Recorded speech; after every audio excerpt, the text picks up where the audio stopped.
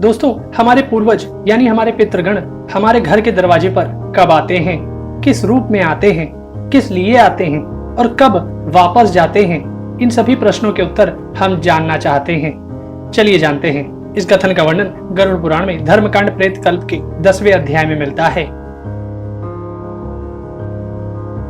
दोस्तों, पितृगण अमावस्या के दिन वायु रूप में घर के दरवाजे पर उपस्थित रहते हैं और अपने स्वजनों से श्राद्ध की अभिलाषा करते हैं।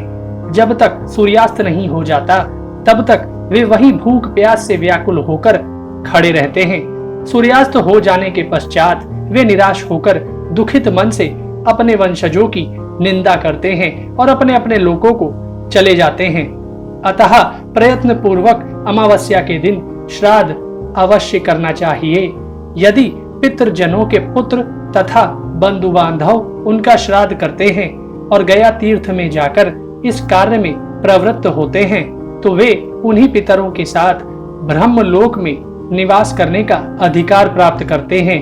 उन्हें भूख प्यास कभी नहीं लगती। इसलिए विद्वान को प्रयत्न पूर्वक यथाविधि शाकपात से भी अपने पितरों के लिए श्राद्ध अवश्य करना चाहिए। समयानुसार श्राद्ध करने से कुल में कोई दुखी नहीं रहता। पितरों की पूजा करके मनुष्य आयु, पुत्र, यश, स्वर्ग, कीर्ति, पुष्टि, बल, श्री, पशु, सुख और धन धान्य प्राप्त करता है। देव कार्य से भी पितृ कार्य का विशेष महत्व है। देवताओं से पहले पितरों को प्रसन्न करना अधिक कल्याणकारी है। जो लोग अपने पितृगण तथा अग्नि की पूजा करते हैं वे सभी प्राणियों की अंतरात्मा में समाविष्ट भगवान की ही पूजा करते हैं।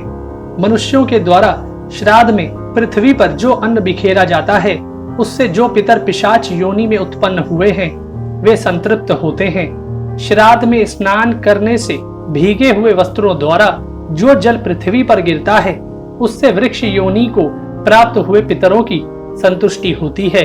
उस समय जो गंध तथा जल भूमि पर गिरता है उससे दैवत्व योनि को प्राप्त पितरों को सुख प्राप्त होता है। जो पितर अपने कुल से बहिष्कृत हैं, क्रिया के योग्य नहीं हैं, संस्कारहीन और विपन्न हैं, वे सभी श्राद्ध में विकिरान्न और मार्जन के जल का भक्षण करते हैं। श्राद्ध में भोजन करके मुनियों के द्वारा आचमन एवं जलपान करने के लिए जो जल ग्रहण किया जाता है उस जल से उन पितरों को संतृप्ति प्राप्त होती है। जिन्हें पिशाच, कृमि और कीट की योनि मिली है तथा जिन पितरों को मनुष्य योनि प्राप्त हुई है वे सभी पृथ्वी पर श्राद्ध में दिए गए पिंडों में प्रयुक्त अन्न की अभिलाषा करते हैं। उसी से उन्हें संतृप्ति प्राप्त होती है।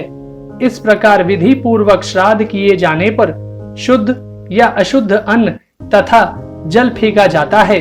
उससे जिन्होंने अन्य जाति में जाकर जन्म लिया है उनकी तृप्ति होती है। जो मनुष्य अन्याय पूर्वक अर्जित किए गए पदार्थों से श्राद्ध करते हैं उस श्राद्ध से चांडाल योनियों में जन्म ग्रहण करने वाले पितरों की तृप्ति होती है। इस संसार में श्राद्ध के निमित्त जो कुछ भी अन्न, धन आदि का दान अपने बंधु बांधवों के द्वारा किया जाता है वह सब पितरों को प्राप्त होता है। अन्न, जल और शाकपात आदि के द्वारा यथा सामर्थ्य जो श्राद्ध किया जाता है वह सब पितरों की तृप्ति हेतु है। तो यह था श्राद्ध का महात्म्य।